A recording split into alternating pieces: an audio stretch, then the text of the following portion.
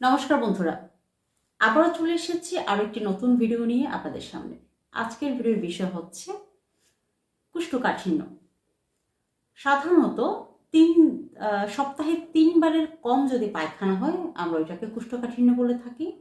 তবে সপ্তাহে 3বার বা তার ঊর্ধ্বে পায়খানা সেটা একদম স্বাভাবিক হতে হবে, কোনো কষ্ট ছাড়া পায়খানা হতে হবে, তাহলে আমরা সেটাকে স্বাভাবিক পায়খানা বলি। কিন্তু দেখা যায় যখন 3বারের কম হয় বা 3বারেরও বেশি হওয়া, সেটা যদি খুব জোরে প্রেশার দিয়ে করতে হয় এবং সেটা যদি দেখা যায় খুব ছোট এবং শক্ত শুকনো মল নির্গত হয়, সেই ক্ষেত্রে আমরা 3বারের অধিক করলেও সেটাকে আমরা কোষ্ঠকাঠিন্য বলি। কিন্তু যদি দেখা যায় সপ্তাহে 3বার হচ্ছে, এর থেকে বেশি হচ্ছে না পায়খানা, তবে এই 3বারই খুব ক্লিয়ারভাবে হচ্ছে, কোনো আনইজি নাই, কোনো আনইজি ফিল হচ্ছে না, আলাদা মলত্যাগ করার পর আলাদা একটা শান্তি আসছে, সেই ক্ষেত্রে সেটা কিন্তু স্বাভাবিক মল বলে আমরা ধরে নিই। অনেকে দেখা যায় আঙ্গুলের সাহায্যে রেকটাম থেকে মল বের করে নেয়। তাদের প্রেশারের ক্যাপাসিটি থাকে না, প্রেশার দিতে চাইলেও রেকটামের দুর্বলতার কারণে সে প্রেশার আসে না, মল নির্গত হতে চায় না। আঙ্গুলের সাহায্যে তারা মল বের করে নেয় বা চেপে, আঙ্গুল দিয়ে চেপে মলটাকে বের করার চেষ্টা করে। এটাও কিন্তু কোষ্ঠকাঠিন্য, তবে এটা কিন্তু খুব খারাপ পর্যায়ে যায়। এইভাবে আঙ্গুলের সাহায্যে মল বের করাটা কিন্তু পাইলসের অন্যরকম একটা নির্দেশ। এই ধরনের কোষ্ঠকাঠিন্য ভোগে যারা, তারা কিন্তু একটি সময় গিয়ে ঠিকই পাইলসের সমস্যায় ভুগবেন। পাইলসের সমস্যা, পিস্টুলার সমস্যা, বিভিন্ন ধরনের লিভার ফাংশনের সমস্যা দেখা দেয়, রেকটামের ভেতরে পলিপস হতে পারে, বিভিন্ন ধরনের সমস্যা দেখা দেয়। আবার অনেক সময় দেখা যায় খুব শক্ত হওয়ার জন্য রেকটাম কেটে যায়, মলদারটা একদম কেটে যায়, রক্তপাত হয়। এই সব সমস্যায় ভোগে যখন বয়স একটু বাড়তে শুরু করে তখন। তো আমরা আজকে মূলত এই কোষ্ঠকাঠিন্যটা কিভাবে আমরা কাটিয়ে তুলতে পারবো সে বিষয়ে আলোচনা করব। কোষ্ঠকাঠিন্য এমন একটি রোগ যেটি আপনি শুধু খাবারের পরিবর্তন করে সুস্থ থাকতে পারেন। আজকে আমি কোন কোন খাবারের উপর আপনারা সব থেকে বেশি ডিপেন্ডেবল হবেন এই সম্পর্কে বলবো, আলোচনা করব, এবং কিছু খুব টপ গ্রেডের হোমিওপ্যাথিক মেডিসিন আজকে আপনাদেরকে বলবো। এই মেডিসিনগুলো যদি আপনারা সিমটমের উপর ডিপেন্ড করে প্রয়োগ করেন, অথবা মেডিসিন না নিয়ে যদি আপনারা খাবারের পরিবর্তন করেন, তাহলে খুব অল্প সময়ের মধ্যে খুব দ্রুত আপনারা সুস্থ হয়ে উঠবেন। প্রথমত, যারা ফাইবারযুক্ত খাবার খুব কম পরিমাণে খায়, যেমন ধরেন বর্তমান লাইফস্টাইলে অধিকাংশ শর্টকাট হয়ে গেছে, খাবারের দিকেও শর্টকাট, প্যাকেটজাত খাবার, বিস্কিট, চানাচুর, পাস্তা, পিৎজা, বার্গার, এগুলোতে কিন্তু পানির পরিমাণ খুব কম থাকে, ফাইবারও খুব কম থাকে, নাই বললেই চলে। এই খাবারগুলো খাওয়ার ফলে আপনার লিভার ফাংশনের যে হজম ক্রিয়া সেটি কিন্তু খুব স্লো হয়ে যাচ্ছে, খুব কম হচ্ছে, কারণ খাবারে পানি নেই, পানি শূন্যতা দেখা দিচ্ছে, মল শুকিয়ে যাচ্ছে, পানি চষে নিচ্ছে। এই সমস্যাগুলোর কারণে কিন্তু আপনার হজম ক্রিয়াতে ব্যাঘাত ঘটছে। আমাদের করতে হবে ফাইবারযুক্ত খাবারের পরিমাণটাকে বাড়াতে হবে। যদি আপনি খাবারের মাধ্যমে কোষ্ঠকাঠিন্য থেকে মুক্তি পেতে চান, তাহলে আমাদের ফাইবারযুক্ত খাবার বাড়াতে হবে। যেমন শাকসবজি আছে, ফলমূল, শাকসবজি, বিভিন্ন ধরনের ডাল, প্যাকেটজাত খাবার বাদ দিয়ে আমাদের ঘরে তৈরি খাবারের প্রতি মনোযোগ দিতে হবে। এই সিস্টেমগুলোকে আমাদের চেঞ্জ করতে হবে খাবারের দিকে। আবার দেখা যায় অনেকে পানির পরিমাণটা খুব কম খাচ্ছে। যারা ঘরে থাকে, হাউসওয়াইফ বা ঘরে বাচ্চাদের পড়ায় বা টিউশন করে, এই ধরনের হলে তাদের ঘামটা কম ঝরে, তারা 2-2.5 লিটার পানি খেলে যথেষ্ট হয়। কিন্তু যারা বেসিক্যালি বাইরে কাজ করে, রিক্সা চালক, গাড়ি চালায়, বা মাঠে কাজ করে, ধানের কাজ করে, ক্ষেতের কাজ করে, মাটি কাটে, এই ধরনের লোকদের শরীরের ঘামটা বেশি ঝরে, যার কারণে তাদের পানির প্রয়োজনীয়তা খুব বেশি হয়। ঘরে থাকা ব্যক্তির থেকেও 1-1.5 লিটার পানি তাদের থেকে বেশি খাওয়া উচিত, বেশি পান করা উচিত। পানির পরিমাণটা কীভাবে বাড়াতে হবে, এবং যারা মানসিক চাপ বেশি নেয়, ব্যবসার ক্ষেত্রে হোক বা চাকরির ক্ষেত্রে হোক, বর্তমান যুগে চাকরির দিকে বেশি ঝুঁকে মানুষ, এবং দেখা যায় ল্যাপটপ কম্পিউটারে বসে থেকে দীর্ঘ সময় বসে থেকে তারা চাকরি করে। এই দীর্ঘ সময় বসে থাকার ফলেও কিন্তু এই কোষ্ঠকাঠিন্যের সমস্যা হতে পারে। মিনিমাম তাদেরকে বলবো আমি, সকালে 1 ঘন্টা, বিকেল 1 ঘন্টা বা সন্ধ্যায় 1 ঘন্টা, এই 2টা ঘন্টা অন্তত নিজের জন্য ব্যয় করুক। আমরা পরিবারের জন্য, টাকা ইনকামের জন্য বিভিন্নভাবে কিন্তু আমাদের সময়টাকে অপচয় করছি, ব্যয় করছি, কিন্তু ব্যক্তিগত জীবনের জন্য আমাকেও বাঁচতে হবে, আমাকে সুস্থ থাকতে হবে, না হলে আমি কীভাবে অন্যদেরকে সুস্থ জীবন দিব, এই জিনিসটাকে নিজের থেকে চিন্তা করতে হবে। সেটা যদি চিন্তা আপনি সঠিকভাবে করেন তাহলে অবশ্যই আপনাকে সকালে 1 ঘন্টা, সন্ধ্যায় 1 ঘন্টা, 2টা ঘন্টা নিজের জন্য ব্যয় করতে হবে। মানসিক চাপ চাকরি ক্ষেত্রে হোক বা ব্যবসা ক্ষেত্রে হোক, মানসিক চাপে আমরা প্রায় সবাই থাকি। ঘরেও অনেক ধরনের মানসিক সমস্যায় মানুষ থাকে।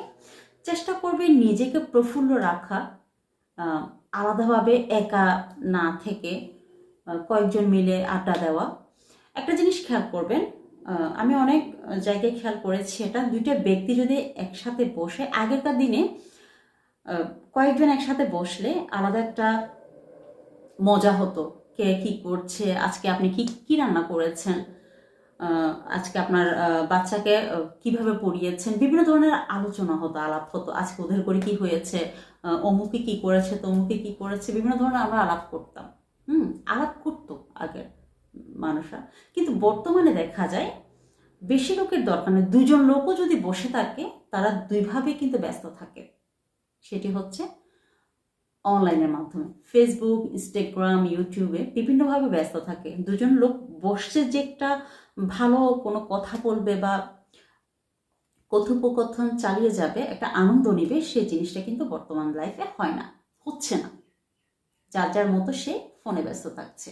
ঠিকই সেটি আমার মানসিকভাবে চাপ করছে। আপনি নিজে নিজেই কিন্তু আনন্দটা করছেন, কারোর সাথে সেটা শেয়ার করছেন না, এটিও কিন্তু একটা প্রভাব পড়বে আপনার শরীরের মধ্যে। এই জিনিসটার প্রতিও কিন্তু লক্ষ্য রাখতে হবে। কথার মাধ্যমে বন্ধু বান্ধবদের সাথে আলাদা একটা এনজয় করেন। এটা আপনারা চাইলে বন্ধু বান্ধবদের সাথে না করে ঘরে আপনার সন্তানদের সাথেও করতে পারেন। যেমন ধরেন, নিজের বাচ্চাকে বাইরে খেলতে দেওয়ার চেয়ে আপনি আপনার বাচ্চার বন্ধু হয়ে যান। আপনি একটা বন্ধুত্ব স্বরূপ আপনার সন্তানের সাথে আচরণ করেন, খেলেন, লুকোচুরি খেলেন, দৌড়াদৌড়ি খেলেন বা দড়ি লাফিয়ে খেলেন। বিভিন্ন ধরনের সিস্টেম আছে, আসলে এটা আমরা করি না। এই বিষয়গুলো যদি আপনারা সঠিকভাবে হ্যান্ডেল করেন তাও কিন্তু নিজেদের মধ্যে সুস্থতা বোধ আনা যায়। বর্তমানে চট্টগ্রাম শহরে দেখা যায় বদ্ধ জীবন, দরজা বন্ধ করে ঘরের মধ্যে থাকে, কোনো আলাদা কোনো ফ্ল্যাটে গিয়ে তারা আড্ডা দিতে চায় না। সেক্ষেত্রে আপনারা ঘরে আপনাদের সন্তানদের সাথে এভাবে সময়টা কাটাতে পারেন। তো এইভাবে লাইফস্টাইলটাকে যদি আপনারা একটু চেঞ্জ করেন, দেখবেন মানসিকভাবেও শান্তি পাবেন এবং শারীরিকভাবেও সুস্থতা বোধ করবেন। এবার আমি কিছু হোমিওপ্যাথিক মেডিসিন বলবো। এই মেডিসিনগুলো যদি সঠিকভাবে সিমটমের উপর ডিপেন্ড করে আপনারা প্রয়োগ করেন, খুব সুন্দরভাবে রেজাল্ট পাবেন। আমি খুব অল্প সিমটম বলবো। যেমন প্রথমত যে মেডিসিনের কথা বলবো, এটি কিন্তু খুব কনস্টিপেশনের জন্য খুব টপ লেভেলের একটি মেডিসিন, নাক্স ভূমিকা। আপনারা প্রায় কম বেশি অনেকে জানেন, নাক্স ভূমিকা কনস্টিপেশনের জন্য খুব সুন্দরভাবে রেজাল্ট দিয়ে থাকে। বর্তমান লাইফস্টাইলের সাথে কিন্তু নাক্স ভূমিকা ওতপ্রোতভাবে কিন্তু জড়িয়ে আছে।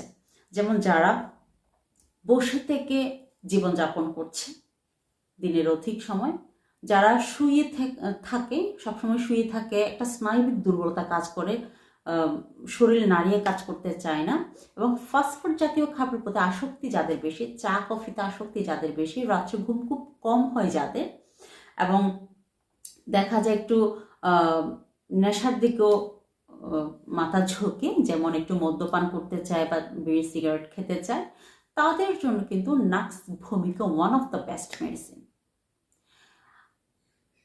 যাদের ক্রনিক কনস্টিপেশনের সমস্যা আছে আমি তাদেরকে বলবো ডাইরেক্টলি 200 সিএইচ পোটেন্সিতে যাইতে।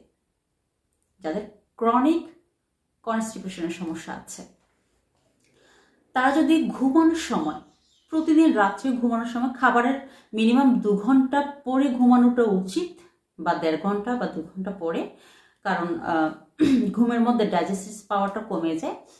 তাই মিনিমাম ঘুমের আগে যদি 1.5 ঘন্টা 2 ঘন্টা আগে যদি আপনি খাবার খেয়ে ফেলতে পারেন, এর মধ্যে আপনার হজম ক্রিয়াটা হয়ে যায়। এবং এর ঘুমানোর সাথে সাথে যদি আপনি 2 ফুটা নাক্স ভূমিকে 200 পোটেন্সি রাত্রে ঘুমানোর সময় খান, রাত্রে ঘুমানোর সময় কিন্তু এটার বেনিফিট খুব সুন্দরভাবে হয়, খুব সুন্দরভাবে রেজাল্ট দেয়। এটি আপনি মিনিমাম একটানা 15 দিন নিতে পারেন। এর মধ্যে কিন্তু আপনি এর কাজ অনুভব করতে পারবেন। একটানা 15 দিন সেবনের মধ্যে কিন্তু আপনি এর রেজাল্ট খুব সুন্দরভাবে পাবেন। এবং যদি আপনার এই রেজাল্টটা সঠিকভাবে আসে, 15 দিন বা 1 মাস বন্ধ করে রেখে আবারও 15 দিন এটি ট্রাই করতে পারেন। খুব সুন্দরভাবে এই সিমটমগুলোর উপর মেডিসিনটি রেজাল্ট দেয়। দ্বিতীয় মেডিসিনের নাম হচ্ছে চেলিডোনিয়াম ম্যাজাস এবং হাইড্রাস্টিস ক্যানাডেন্সিস। এই দুটি মেডিসিন ক্রনিক কনস্টিপেশনের জন্য চেলিডোনিয়াম ম্যাজাস এবং হাইড্রাস্টিস ক্যানাডেন্সিস এই দুটি মেডিসিন দুটোটাই কিন্তু মাদার টিনচার ফর্মে। একটা যদি আপনারা সকালে ইউজ করেন আর একটা রাত্রে ইউজ করবেন। বিশেষ করে যাদের খুব পুরনো কনস্টিপেশন, লিভার ফাংশনে ব্যথার অনুভূতি হয়, গ্যাস বেশি হয়, সেই ক্ষেত্রে আধা কাপ নর্মাল পানিতে হাইড্রাস্টিস ক্যানাডেন্সিস মাদার টিনচার 8 ফোঁটা সকালে সম্পূর্ণ খালি পেটে খাবারের মিনিমাম আধা ঘন্টা আগে আপনারা এটি সেবন করবেন। আর রাত্রে খাবারের মিনিমাম আধা ঘন্টা আগে আধা কাপ নর্মাল পানিতে চেলিডোনিয়াম মাদার টিনচার আপনারা 8 ফোঁটা সেবন করবেন। এই দুটি মেডিসিন পর্যায়ক্রমে, একটা সকালে একটা রাত্রে, এইভাবে মিনিমাম 1 মাস আপনারা সেবন করেন, আপনাদের মধ্যে অনেক পরিবর্তন দেখা যাবে। মেন্টালি, ফিজিক্যালি অনেক পরিবর্তন দেখা যাবে। আমি শুধু 3টি মেডিসিনের কথাই আজকে বলবো।